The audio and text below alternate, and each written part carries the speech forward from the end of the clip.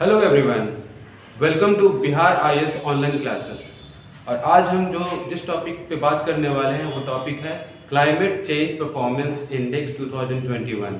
ये जो टॉपिक है आपका किसी भी कॉम्पिटिटिव एग्जाम्स के लिए बहुत ही इंपॉर्टेंट है, और पर्टिकुलरली बीपीएससी, सीडीपीओ और यूपीएससी की जो एस्पिरेंट्स है, जो कैंडिडेट्स हैं, उनके लिए भी ये बहुत ही इंपॉर्टेंट टॉपिक है। ठीक है, तो आप इसको ध्यान से सुनिए और इस पर आप नोट्स ही बना सकते हैं। तो ये जो क्लाइमेट चेंज परफॉर्मेंस इंडेक्स है 2021 में रिलीज हुआ था, और ये नवंबर के महीने में रिलीज हुआ था। इसका ये 17th एडिशन इस बार रिलीज हुआ था। ये जो आपका इस बार जो रिलीज हुआ था वो था आपका 17th एडिशन था वो। ठीक है, और ये सबसे पहली बार जब ये रिलीज हुआ था, मतलब ये जब लॉन्च हुआ था 2005 में ये लॉन्च हुआ था, और ये हर साल ही एनुअल बेसिस पे इस पे रिलीज होता है इन्फॉर्मेशन। ये जो इंडेक्स है वो हर साल ही रिलीज होता है। ठीक है, और इसको रिलीज जो करती है उसको 3 ऑर्गेनाइजेशन मिल के करती है रिलीज। मतलब इसका जो पूरा जो डेटा कंपाइलेशन है और ओवरऑल जो इसका जो इसमें जो भी काम होता है वो 3 ऑर्गेनाइजेशन मिल के करती है। उनके नाम है, नंबर 1 है आपका ये जर्मन वॉच, सेकेंड है आपका new climate institute, the new climate institute, और ये नंबर 3 है, ये है आपका क्लाइमेट एक्शन नेटवर्क। तो ये तीनों मिल के इसको रिलीज करती है और कंपाइल भी करती है। और इसमें जो असेसमेंट होता है, मतलब इसमें जो आकलन किया जाता है वो 4 कैटेगरीज पे किया जाता है। ठीक है, और ये जो 4 आपकी कैटेगरीज हैं, नंबर 1 जो है ये आपका ग्रीन हाउस गैस एमिशन है। मतलब किसी भी कंट्री से जो ग्रीन हाउस गैस का कितना एमिशन हुआ है उस पर करते हैं। जैसे में आपके जो ग्रीन हाउस गैसेस हो गए, कार्बन डाइऑक्साइड, मीथेन वगैरह, तो इस पे ये स्कोर मिलता है। इसका 40% वेट रहता है। तो ओवरऑल स्कोर का 40% वेट आपका ये पहले उससे मिलता है, पहले वाली कैटेगरी से। सेकेंड में आपका ये है कि रीन्यूएबल एनर्जी पे ये मिलता है। मतलब रीन्यूएबल एनर्जी मतलब अक्षय ऊर्जा पे किसी देश का, किसी कंट्री का कैसा परफॉर्मेंस रहा है, तो इसमें इसका 20% वेट होता है। और जो नंबर 3 आपका है ये है एनर्जी यूज। ठीक है, तो एनर्जी यूज का मतलब ये हुआ कि एनर्जी का ओवरऑल जो यूज होता है, ठीक है, उसमें कितना ट्रांजिशन हुआ, कितना कन्वेंशनल आप यूज कर रहे हो, इस पे 20% वेट होता है। और जो क्लाइमेट पॉलिसी है, किसी भी कंट्री की जो क्लाइमेट पॉलिसी होती है, मतलब गवर्नमेंट ने क्लाइमेट चेंज को लेके क्या पॉलिसीज बनाई है, क्या कहाँ पे उसको इम्प्लीमेंट किया है, इस पे इसका 20% वेट होता है। एक बार फिर से देख लेते हैं। 40% जो वेट होता है वो होता है आपका ग्रीन हाउस गैस एमिशन पे। ठीक है, 20% जो वेट होता है वो होता है रिन्यूएबल एनर्जी पे, 20% जो वेट होता है वो होता है एनर्जी यूज पे, और जो 20% होता है वो क्लाइमेट पॉलिसी पे होता है। तो इस बार जो डेटा रिलीज हुआ था, जो इंडेक्स रिलीज हुआ था, इसमें 60 कंट्रीज और यूरोपियन यूनियन पे इस पे इनका असेसमेंट हुआ था। मतलब 7 देश का और यूरोपियन यूनियन, मतलब समझ लीजिए कि इन सब पे इसका डेटा रिलीज हुआ था। इन सब की जो गवर्नमेंट की जो पॉलिसीज रही है क्लाइमेट चेंज को लेके, इस पे इनका आकलन हुआ था इस बार। और इस बार की जो रैंकिंग में एक बहुत ही खास बात ये रही है कि नंबर 1 से 3 तक किसी भी देश को कोई भी स्थान नहीं मिला है। ये स्थान इसलिए नहीं मिला है क्योंकि किसी भी देश ने इतना अच्छा परफॉर्म नहीं किया है कि उसको यहाँ पे रखा जाए। तो इस बार जो नंबर 4 पे जो स्थान है, ये है आपका नंबर 4 जो पोजीशन है वो डेनमार्क को मिला है, और नंबर 5 पे है वो स्वीडन को मिला है, और नंबर 6 में जो आपका ये नॉर्वे है। ये तीनों ही स्कैंडिनेवियन कंट्रीज हैं जो आपको नॉर्थ यूरोप में ये है, इनका लोकेशन इनका नॉर्थ यूरोप में है। ठीक है, और इंडिया को पिछली बार की तरह जो 2020 में जो रिलीज हुआ था उसमें भी 10th रैंक मिला था इंडिया को, और इस बार भी इसको 10th रैंक ही मिला है। और इस बार जो इंडिया का स्कोर है वो 69.22 है। ठीक है, इंडिया का स्कोर इंपॉर्टेंट है 69.22, और इंडिया का जो रैंक है इस बार वो 10th रैंक है।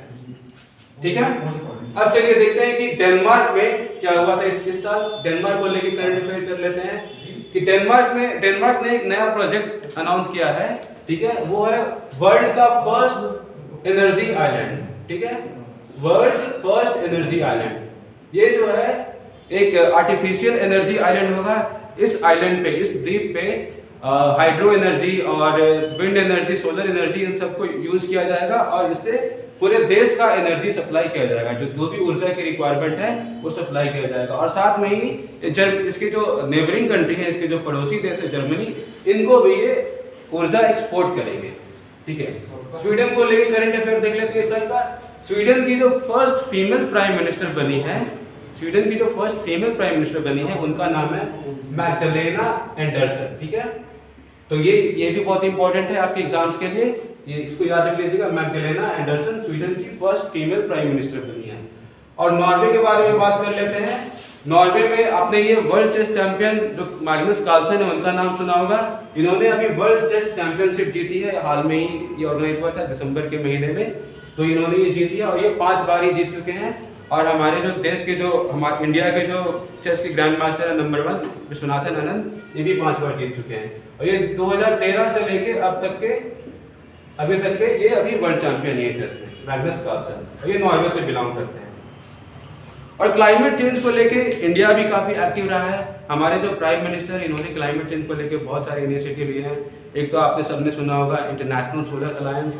इस बार COP26 हुआ था, COP26 हुआ था, COP26 ग्लासगो में हुआ था। और इस बार क्लाइमेट समिट में हमारे जो प्राइम मिनिस्टर हैं नरेंद्र मोदी ने, इन्होंने एक पंचामृत कॉन्कॉक्शन, मतलब पंचामृत के नाम से एक एक्शन प्लान लॉन्च किया था, ठीक है।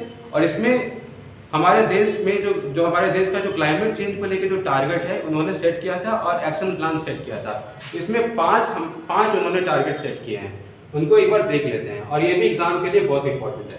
तो नंबर वन जो है कि रीन्यूएबल एनर्जी पे जो टारगेट है इसको बढ़ा दिया गया। पहले का जो टारगेट था वो 450 गीगावाट था, लेकिन अभी है 2030 तक का जो टारगेट है 500 गीगावाट है। मतलब ये हमारे देश का जो रिन्यूएबल एनर्जी का जो प्रोडक्शन होगा वो 500 गीगावाट का ये टारगेट सेट कर दिया, ठीक है। नंबर 2 है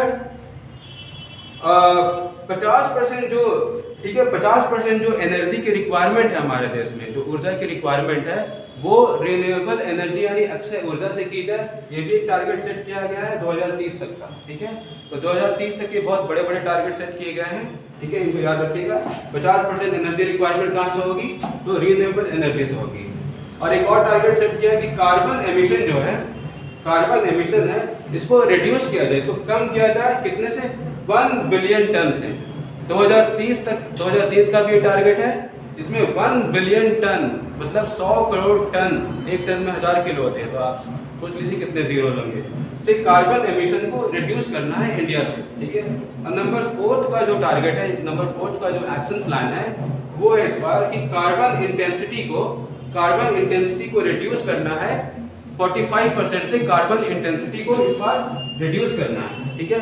कार्बन इंटेंसिटी का मतलब होता है कि आप जब भी एनर्जी प्रोड्यूस करते हैं, एनर्जी जनरेट करते हैं, तो पर किलोवाट आवर एनर्जी, मतलब पर यूनिट ऑफ एनर्जी आपका कितना ग्राम कार्बन डाइऑक्साइड रिलीज हो रहा है, तो ये होता है आपका कार्बन इंटेंसिटी। इसको मेजर करते हैं ग्राम, ठीक है, ग्राम CO2, और ये है आपका किलोवाट आवर एनर्जी, ठीक है।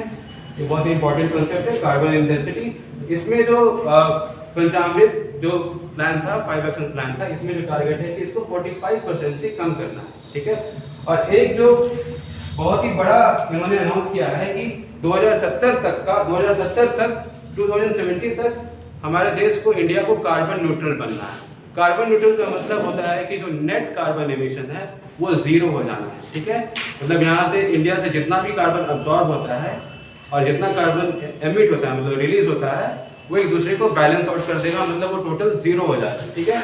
और ये जो कार्बन न्यूट्रलिटी का जो टारगेट है most of the developed countries हैं उनका 2050 का टारगेट है, और चाइना का जो टारगेट है 2060 तक का, ठीक है।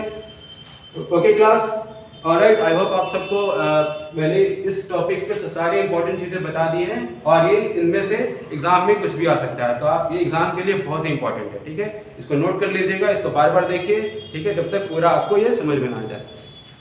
ऑलराइट, ओके क्लास, ठीक है। अगर आपको इसमें बहुत सारी इन्फॉर्मेशन है, आप इसका स्क्रीनशॉट ले सकते हैं, ये बहुत ही यूजफुल रहेगा आपके लिए, बहुत ही इंपॉर्टेंट रहेगा, ठीक है। आप इसका स्क्रीनशॉट लेके भी आप इससे नोट्स बना सकते हैं। Thank you class, have a good